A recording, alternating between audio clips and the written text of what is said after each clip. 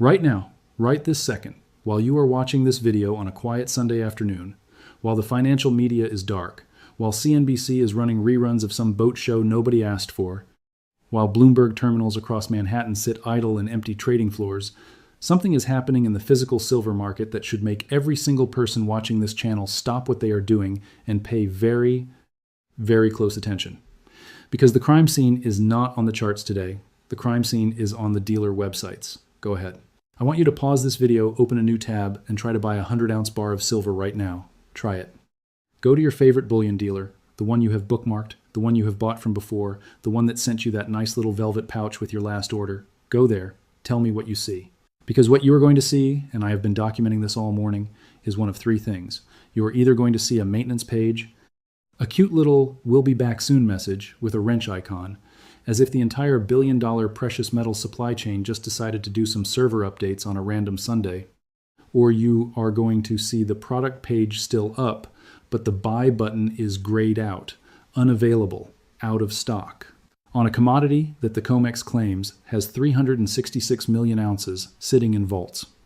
Or, and this is my personal favorite, you are going to see the product still listed for sale, but the premium, the markup above spot, has been jacked up so high that the effective purchase price is $10, $15, $20 above what the paper futures market closed at on Friday. That is what is happening right now. That is the real market, not the number on your screen, not the $67 spot price that the algos printed on Friday afternoon. The real market is a locked door with a sign that says, "Come back Monday at a price we haven't decided yet." And I need you to sit with that for a moment. I need you to really let that sink in. Because what is a price? Seriously, what is a price? A price is supposed to be the intersection of supply and demand. Econ 101. The buyer wants it, the seller has it, they agree on a number, and the transaction happens. That is a functioning market. But what happens when the seller has the product, the buyer wants the product, and the seller says no? What happens when the seller looks at the price on the screen and says, "I am not giving you my silver for that number"? What you have, my friends, is not a market. What you have is a crime scene.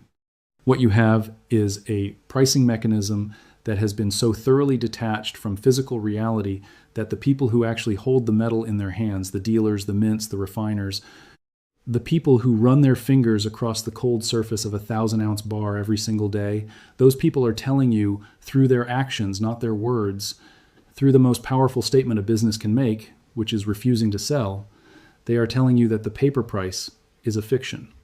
And fictions, as we learned in 2008, as we learned in 1971, as we learned over and over and over again throughout the history of fiat currency, fictions end. They always end. The only question is whether you are positioned on the right side when the fiction collapses. Now, here is what makes today, this specific Sunday, March 29th, 2026, different from every other Sunday. I have sat behind this microphone ranting about the disconnect between paper and physical. In approximately 6 hours, at 6 p.m. Eastern Standard Time, the Asian futures markets open. Tokyo, Shanghai, Hong Kong, Singapore. The Eastern Hemisphere, where they do not play the same paper games that the COMEX plays, where the Shanghai Gold Exchange has been trading physical silver at premiums of $8, $10, $12 above Western spot prices for months now, where central banks have been accumulating gold at a pace that would make the Hunt brothers look like casual hobbyists. Those markets open tonight. And the dealers know it. That is why they locked their doors today. They are not doing maintenance on their servers. They are not running out of inventory because of a sudden surge in Sunday morning shopping.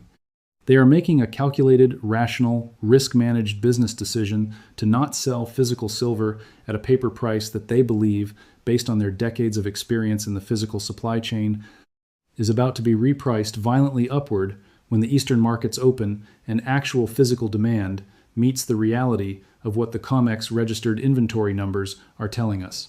Let me give you those numbers because the numbers are the evidence. The numbers are the fingerprints at the crime scene. COMEX registered silver, the actual metal that is available for delivery against futures contracts, the stuff that is supposed to back up this entire multi-billion-dollar paper trading edifice, has fallen below 90 million ounces. 88.191 million ounces as of the last reporting. Let me put that in context for you, because numbers without context are just noise. In October of 2025, just 5 months ago, total COMEX silver inventory registered plus eligible, was 532 million ounces.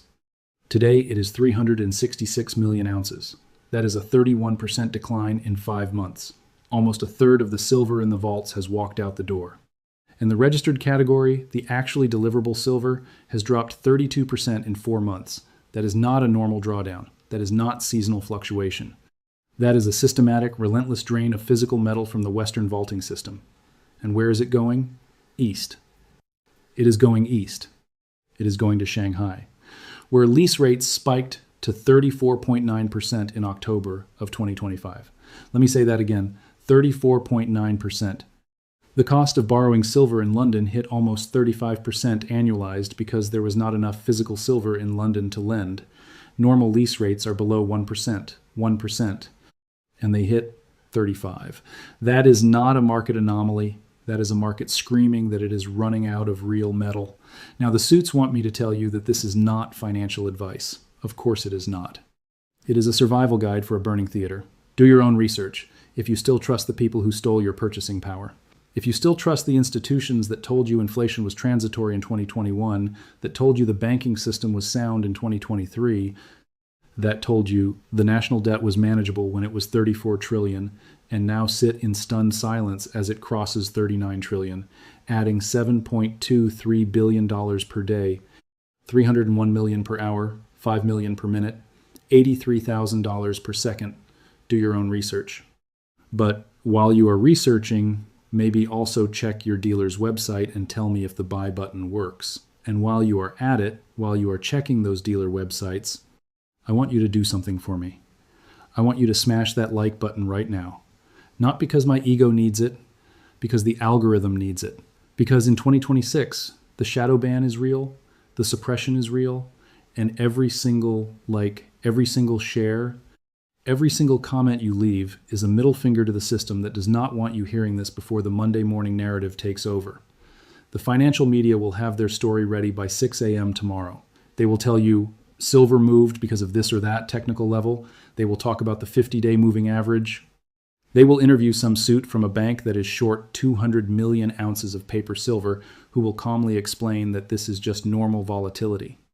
But you will know the truth because you watched this video on Sunday, before the move happened.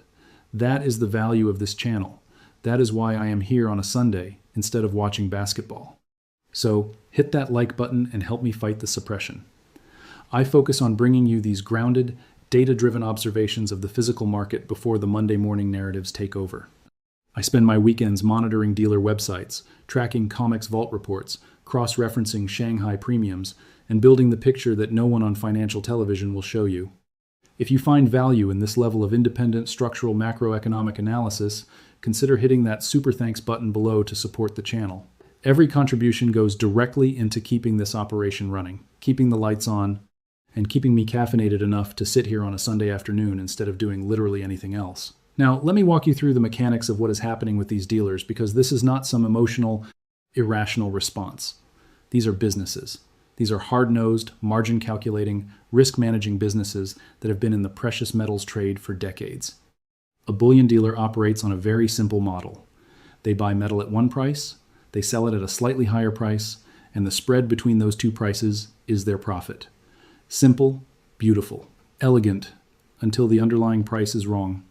Because if you are a dealer and you have, let us say, 50,000 ounces of physical silver sitting in your vault, and the paper COMEX spot price says that silver is worth $67 an ounce, your inventory on paper is worth $3,350,000. But, because you are in the physical market, because you talk to the refiners, because you talk to the miners, because you see the orders coming in from Asia, you know that the replacement cost of that silver, the price you would actually have to pay to buy 50,000 more ounces to restock your vault, is not $67. It is $75. It is $80.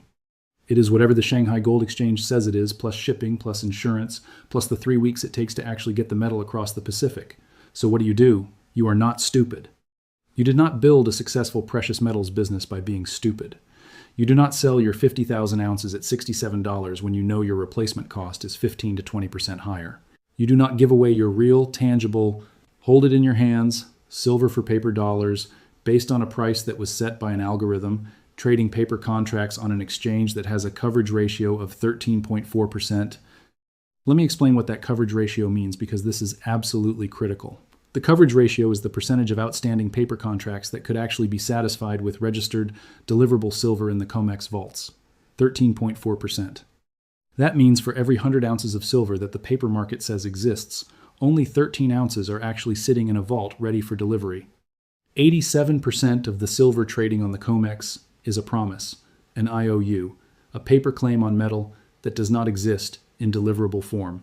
And the dealers know this. They have always known this. But today, on this Sunday, with the Asian markets opening in a few hours, they have decided that the risk of selling at the paper price is greater than the risk of losing a day's worth of sales by shutting down their websites. This is the concept of the physical premium, and I need you to understand it, because it is the most important concept in precious metals right now. More important than the spot price. More important than the futures curve. More important than what Jim Cramer says on Monday morning. The physical premium is the real-world cost of acquiring actual metal above and beyond what the COMEX spot price says. And that premium has been expanding relentlessly throughout 2025 and into 2026. We saw it in January when silver hit its all-time nominal high of $121.67 on the 29th. We saw premiums on American Silver Eagles hit $15, $20, $25 above spot. We saw premiums on 100-ounce bars, which normally trade at $2 or $3 above spot, explode to $8, $10, $12 above spot. And that was when the system was under stress but still functioning. What happens when the system breaks? What happens when the premium is not 20% above spot but 50% or 100%? What happens when spot says 67 but you cannot buy a single physical ounce for less than 100? I will tell you what happens. The paper price becomes irrelevant. It becomes a number on a screen that has no connection to reality, like a stock ticker for a company that went bankrupt 3 months ago but nobody updated the website. Think about what happened with the LME nickel squeeze in March of 2022. The London Metal Exchange, one of the oldest, most prestigious commodities exchanges in the world, had a short squeeze in nickel that sent prices from about $25,000 a ton to over $100,000 a ton in a single trading session. And what did the LME do? Did they let the market function? Did they let price discovery happen? No. They canceled trades. They literally reversed billions of dollars worth of transactions and told the market those trades didn't happen. They changed the rules mid-game because the physical reality of the nickel market was threatening to expose the paper fiction. They protected the shorts at the expense of the longs. And I am telling you, when silver does what nickel did, and the math says it will because the physical deficit is structural and accelerating, the same playbook will be deployed. Force majeure. Declare it is an extraordinary market event. Settle contracts in cash at a price that the exchange, not the market, determines. And if you are holding paper silver when that happens, if your exposure to this market is through an ETF or a futures contract or a pool account at some bank, you will get the paper price, whatever they decide that is. But if you are holding physical silver, if you did what I have been telling you to do for the last 2 years, if you took delivery, if you stacked, if you pulled your metal out of the system, you will get the real price, the physical price. The price that the dealers are refusing to sell at today because they know it is going higher. Let me give you 3 historical examples, because the rule of 3 is how we learn from history. Number 1, 1971, August 15th. Richard Nixon goes on national television and tells the world that the United States will temporarily suspend the convertibility of the dollar into gold. Temporarily. That was 55 years ago. That temporary measure is still in effect. And what happened? Gold was fixed at $35 an ounce.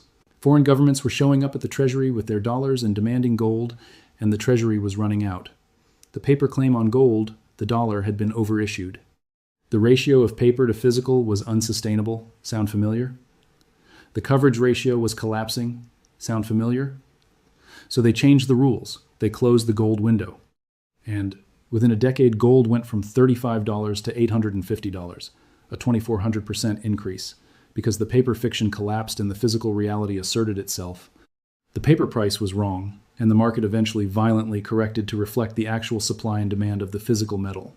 Number 2, 2008, Bear Stearns, Lehman Brothers.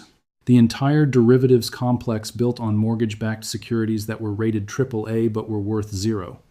The paper said these were safe investments. The paper said these were as good as treasuries. The paper said the housing market only goes up.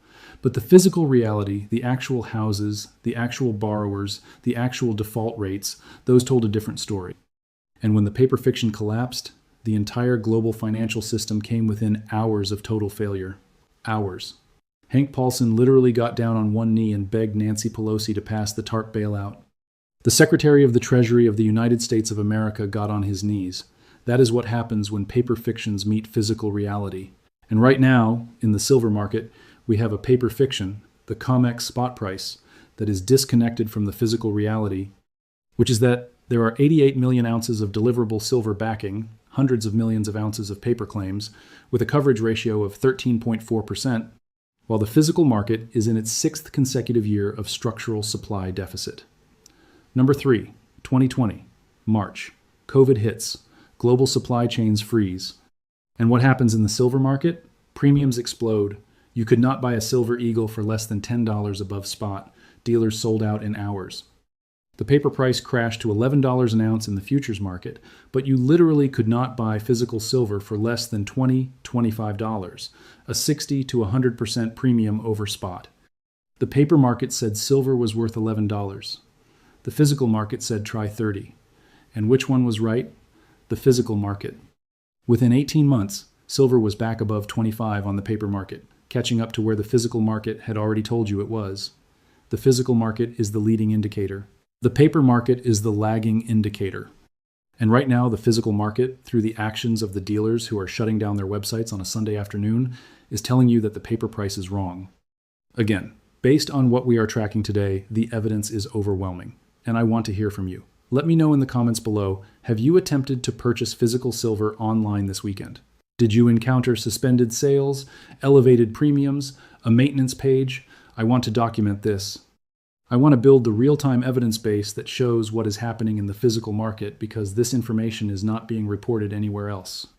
The financial media will not tell you that dealers are locking their doors. They will not tell you that the buy button does not work on a Sunday afternoon. That is our job. That is what this community does. So drop a comment, tell me what you are seeing at your local dealer, tell me what the online premiums look like, and let us build this picture together. Now let me talk about what happens at 6 p.m. tonight and what it means for your Monday morning. At 6 p.m. Eastern Standard Time, the Globex electronic futures market opens for the Sunday session. Within minutes, the Asian markets will begin trading. And here is what you need to understand about the Asian session. The Asian session is where physical demand lives. The Shanghai Gold Exchange is not a paper casino like the COMEX. When you buy silver on the Shanghai Gold Exchange, you are buying physical metal, period. There is no 100-to-1 leverage. There is no rehypothecation, which means taking 1 bar of silver and lending it out to 10 different people who all think they own it. There is no force majeure clause that lets the exchange settle your physical delivery demand with a paper check. You buy it, you own it, you take it home. That is why Shanghai premiums have been consistently above Western spot prices, because when you actually have to deliver physical metal, the price reflects the actual scarcity of that metal. And right now, silver is scarce. The 6-year supply deficit tells you that, the COMEX vault drain tells you that, the dealer lockdowns tell you that, the lease rate spikes tell you that. Every single data point from the physical world is screaming the same message, and that message is that there is not enough silver to go around. So when the Asian session opens tonight, you are going to see one of two things. Either the paper price gaps up to begin reflecting the physical reality, in which case Monday morning the American retail investor wakes up and discovers that silver is $5, $10, $15 higher than it was on Friday, and the window to buy at Friday's price is closed, gone, evaporated, it does not exist anymore. Or the algos on the COMEX try to suppress the price again, in which case the premium between paper and physical blows out even wider. The dealers keep their doors locked even longer, and the two-tier market that has been developing for years now becomes so obvious that even the financial media cannot ignore it. Either way, the retail investor who thinks they can log on Monday morning and buy silver at $67 is living in a fantasy. That price is a relic. It is a fossil. It is the last print from a paper market that is rapidly losing its connection to the physical world. Let me do some math for you, because the math is where the real horror movie lives. COMEX registered silver, 88 million ounces. The April 2026 contract, which is a major delivery month, has its first notice day 2 business days from now, and there are still 1,726 contracts open. Each contract represents 5,000 ounces. That is 8.6 million ounces of potential delivery demand against 88 million ounces of registered inventory. That is 9.7% of the entire registered inventory that could be demanded for delivery in a single contract month. And this is just 1 month. Open interest across all silver contracts represents paper claims on hundreds of millions of ounces. The paper leverage is 7.5 times, 7.5 times more paper claims than deliverable metal. If 5% of contract holders stood for delivery, the system would crack. If 10% stood for delivery, the system would break. And these are not theoretical numbers. To December 2025 saw 46.63, 5 million ounces delivered. That was 50% of the estimated free float registered inventory in a single month. January 2026 saw 33 to 40 million ounces delivered, 7 to 10 times the historical January average. The delivery pace is accelerating. The inventory is declining. The math has a conclusion, and the conclusion is that this system cannot continue. Let me do the exhaustion calculation live because I want you to hear every number. 88 million ounces of registered silver. At the current withdrawal pace, which has been averaging roughly 10 million ounces per 30 days, that is 333,000 ounces per day leaving the vaults. 88 million divided by 333,000 equals 264 days, but that assumes the withdrawal pace stays constant. It will not. As the inventory gets smaller, the urgency to secure physical metal increases. The withdrawals accelerate. It is a self-reinforcing spiral. Less metal in the vault means more urgency to grab what is left, which means less metal in the vault, which means more urgency. The official estimate from the data I am looking at says 163 trading days at the current pace. That is roughly 8 months. 8 months until the registered category hits 0. And that is assuming no acceleration in withdrawals, no delivery spike in April, no force majeure event that triggers a rush for physical. In reality, the system will seize up long before it hits 0 because the market will front-run the exhaustion. When registered drops below 50 million ounces, the panic will start. Below 25 million? That is the definition of a gamma flip, where every short position in the market suddenly needs to cover, needs to buy, and there is no metal to buy. The algo-driven repo market, which has been used to suppress the price through coordinated short selling during low liquidity windows, cannot function when there is no metal to deliver. The rehypothecation chain breaks, the force majeure clause gets triggered, and the paper price becomes meaningless.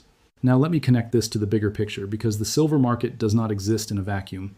It exists inside a global financial system that is in the process of restructuring, whether the West wants to admit it or not. The United States national debt crossed $39 trillion on March 17th of this year. $39 trillion. It took 200 years to accumulate the first trillion. Now we add $1 trillion every few months.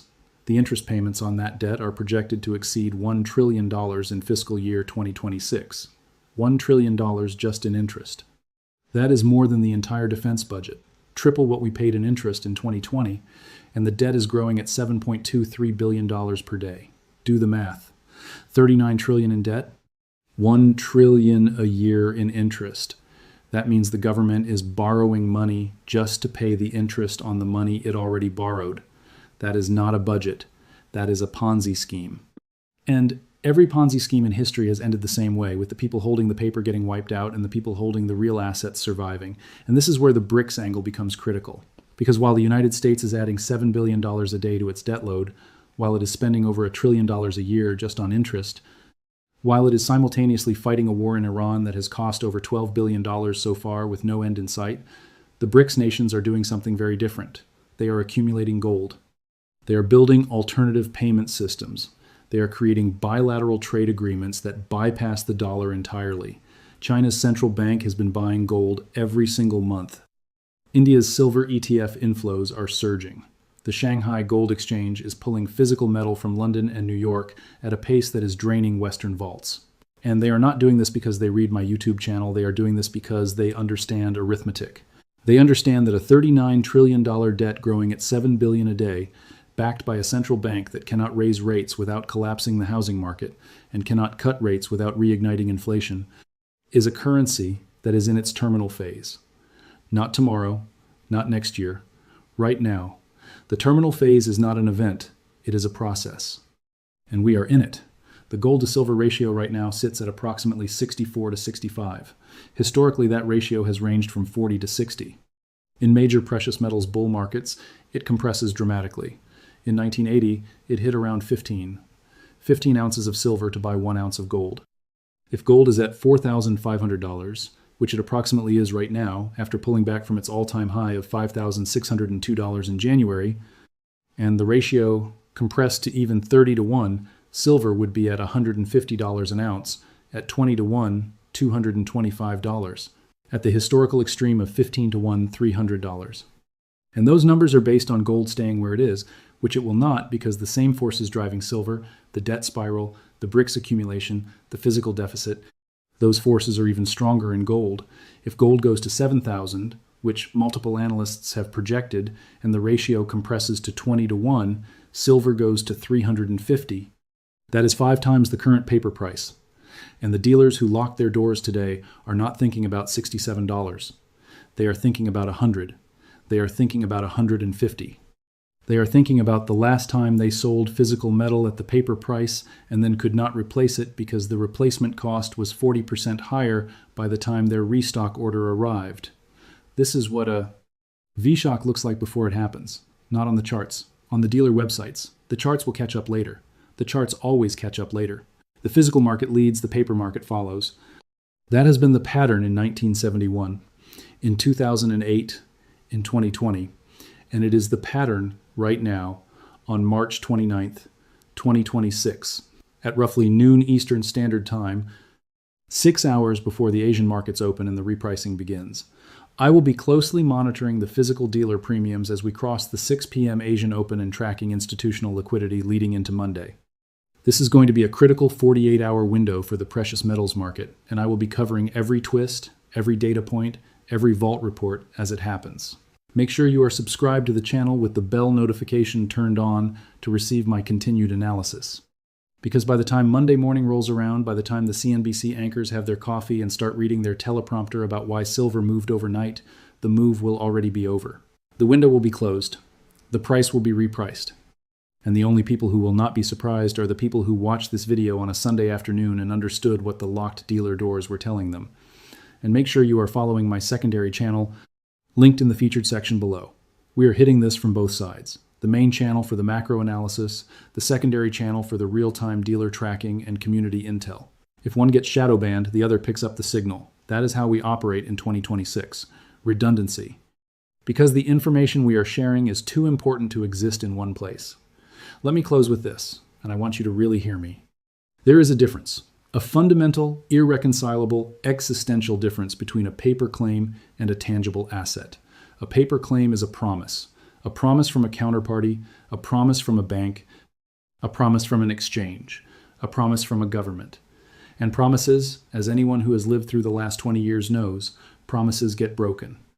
They get broken when it is convenient for the people who made them. They get broken when the math stops working. They get broken when the vaults run dry and the only options are default or devalue. A tangible asset is not a promise, it is a fact. A bar of silver in your safe is not someone else's liability. It is not subject to counterparty risk. It is not going to send you a letter saying, due to extraordinary market conditions, your silver has been converted to a cash settlement at a price we determined. It is there. It is real. It is yours.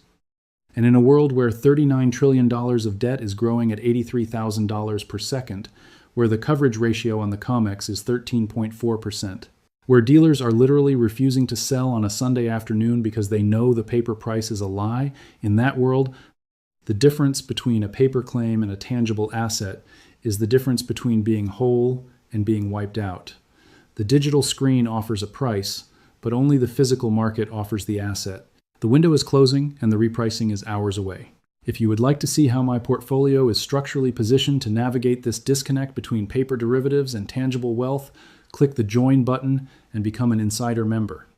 Every week I break down my allocation, my physical to paper ratio, my entry points, and my exit strategy for the positions I hold.